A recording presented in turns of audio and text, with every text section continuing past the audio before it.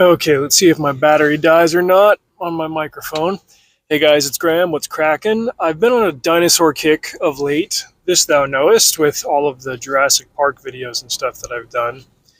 I went back and listened to a video that I recorded 4 years ago about the Bone Wars. It was a little bit different from other videos that I've done. It was scripted and it was more of an amalgamation of titles on a particular subject. And I like that one. It was better than a lot of videos that I've done where I'm just rambling in the car talking about one particular book. It's like, hey, here's a whole bunch of books that I've read about a subject. It's got me thinking. I'm probably due to cover other dinosaur books. I'm reading one right now. I'll get to that one once I've finished reading it, probably tomorrow. My brother recommended that one. Funnily enough, the one that I'm talking about today, The Dinosaur Artist by Paige Williams, is one that he read in 2019, and I read it about 6 years later during the lockdowns when I was driving sulfuric into Nevada and back. The Dinosaur Artist is about a guy named Eric, and I keep forgetting how to pronounce his last name, if it's Prokopi or something. He's always been interested in fossils. He started collecting arrowheads and dinosaur teeth and stuff when he was a little kid, and then when he got older, he just kind of naturally followed the trade. And there were people who know that technically there were laws on the books in the early 2000s about smuggling dinosaur bones out of the countries of origin, but they would just do it anyway. There wasn't really a whole lot of enforcement on that. And in addition to there being a lot of money to make in that particular field, there was also just kind of like the free fascination of paleontology. And if you like studying bones and stuff, it's like, oh, hey, we can just do this and there's nobody to stop us. And he became very successful at it, and even built up a really active business in trading and selling and reconstructing fossils and doing as much as he could to put together like a complete skeleton of something. And he got really good at it, but then all at once things kind of came crashing down on him, and not least of which because a new law came into effect that gave enforcement agencies some teeth and allowed them to start going after people who were flaunting the anti-smuggling laws. In this case in particular, Eric was reconstructing a Mongolian tyrannosaurid. It wasn't technically a Tyrannosaurus Rex, but it looked a lot like one, and through the business that he built up, I guess he had hopes for a buyer. There was a brokerage and stuff. I believe even this one skeleton went to auction, and the winning bidders, it came down to like Leonardo DiCaprio and Nicolas Cage. I'm forgetting the particulars of the story, and I could probably stand to reread it. But that side of it was fascinating. It was also a bit of a cautionary tale because while he was in his early 20s or so, Eric got married, and he had his dinosaur bone business, and his wife was really successful doing something in real estate. It wasn't like buying and selling houses. It was more like home interiors, home decor, that kind of thing. Like there was an element of artistry to it. And they were married, they had a couple of kids and stuff, and then Eric had this kind of revolving door of interns and people who would work for him while he was reconstructing different skeletons. And on this one that he was really putting in long hours on, for weeks and months on end, he was working with another intern, a female intern, and they ended up having an affair that he hid from his wife. And when this new law came into effect, it was part of one of the Obama omnibus bills signed in 2009, where it's just like, hey, we're going to have this 700-page bill signed. It's going to cover like 43 different things, kind of like the one big beautiful bill just recently did. Like, hey, we shouldn't do that, but apparently we keep doing it. Anyway, in addition to a whole bunch of financial stuff that it had for other initiatives and what have you, it also had this law thrown in there about enforcing dino bone smuggling. And all of a sudden, this thing that Eric had been doing for years, there were going to be agents coming after him, and they arrested him for smuggling this T-Rex skeleton out of Mongolia. And in the course of that, they seized his computer, and in going through his computer, his defense attorney had to be there for depositions and stuff, as the attorneys general, as the prosecutors were like, okay, here's what we found, and this, that, and the other thing. He's like, well, my wife is going to find out that I've been cheating on her, and like his whole life just came down on him, like just completely imploded. I said that wrong, because it's not like it just happened to him. Like, consequences of his actions caught up to him. Funnily enough, like I don't look at what happened with the fossil side of things as being like, oh, the consequences caught up to him. Like, he was aware of that going into the trade, but this was a particular set of behaviors that so many other fossil traders were engaging in. Like, everybody was trading hot fossils and hot commodities, hot meaning illegal. Nobody was doing anything about it. And that was what emboldened him to basically start this business of, I can source these fossils from anywhere. I can put together a complete skeleton of something, and I can sell it. It was a sound business model, but for that key element of, at the sourcing component of your business, you are doing something illegal.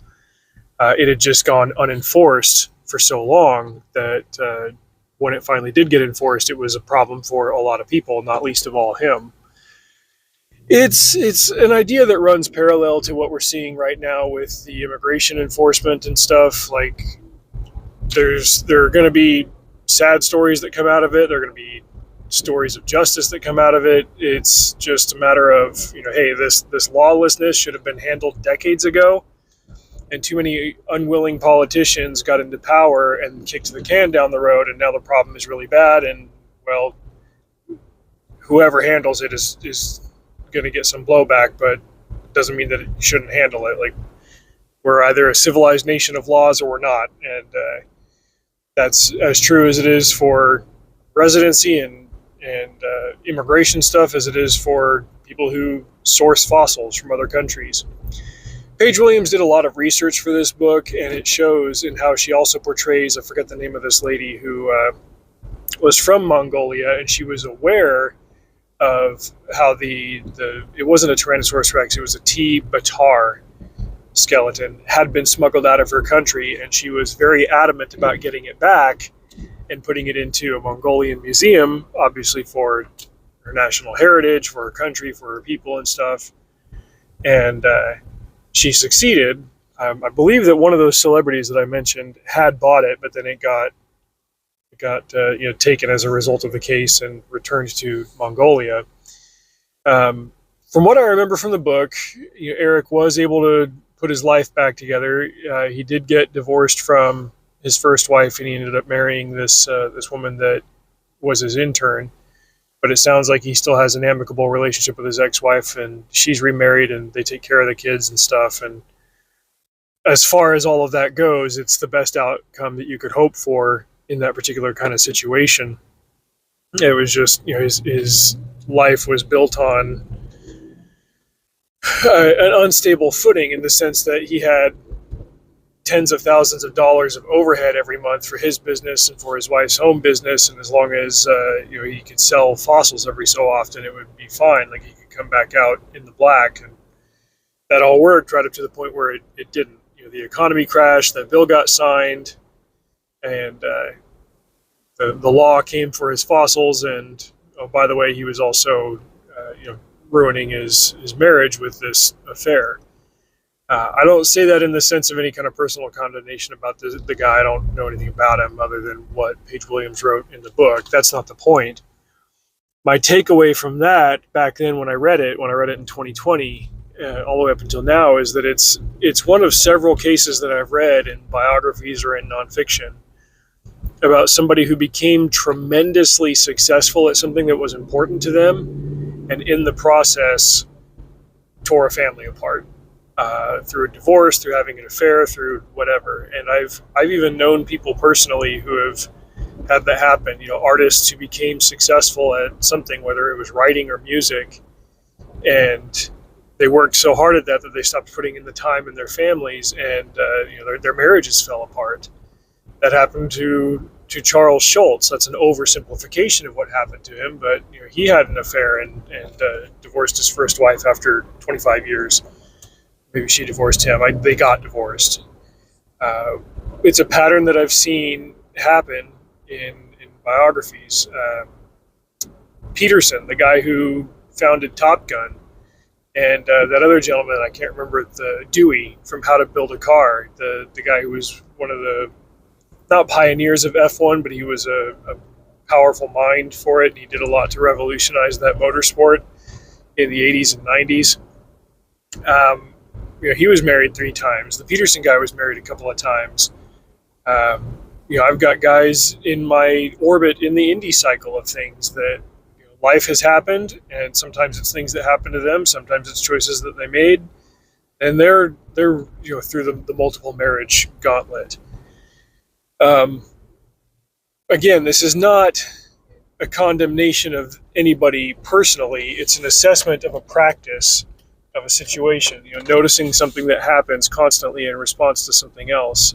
And I've got a greater appreciation now for the celebrities who talk about getting to the top of their game. Maybe it's in sports, maybe it's in the arts, and getting to the top and realizing there's nothing there. Alan Richardson said that on Michael Rosenbaum's podcast, and there's also whoever that golfer was who won a big trophy recently. He's like, that feeling only lasts for a couple of minutes, and then it's like, all right, what are we doing for dinner tonight? But he's got his wife and he's got his kids, and that's what really matters to him. It gives me a good perspective as I'm sitting here working 50, 60 hours. Over the years, it used to really bother me that I wasn't having the success early on as a writer that I wanted. But the more that I've read stories like this, the less that has bothered me, because I look at my own life and it's like, look, I have the things that really are important to me. Having runaway success as an author would be nice, sure, but I don't know what the price tag for that would be. What would the demands be on my time and on my attention and on my focus on those things that are the most important to me? My family. What's that guy's name? Josh from the Outdoor Boys. He absolutely won at it. I didn't even know about this dude until that video came out earlier this year where he said he was quitting his channel because he's been running his channel for a decade or longer. But in the last 18 months, he has had a meteoric rise. People just discovered him and it went thermonuclear. And he says with that success comes just a unimaginable number of people trying to reach out and contact him and making demands on his time. And he could ride that wave of success for fame and for monetary gain. But he's been very plain and straightforward about what's most important to him is his family, his wife and his kids. And he's kept his feet on the ground and his eyes focused on that. Anyway, I'm going to wrap this up here because the microphone actually did die and I had to switch to the other one. The point is, no amount of success can compensate for failure in the home.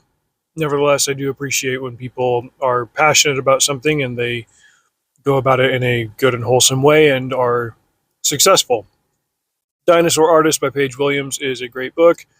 You should check it out, and I will next review this other dinosaur book that I'm reading by Brusati. Drive safe. See you out there.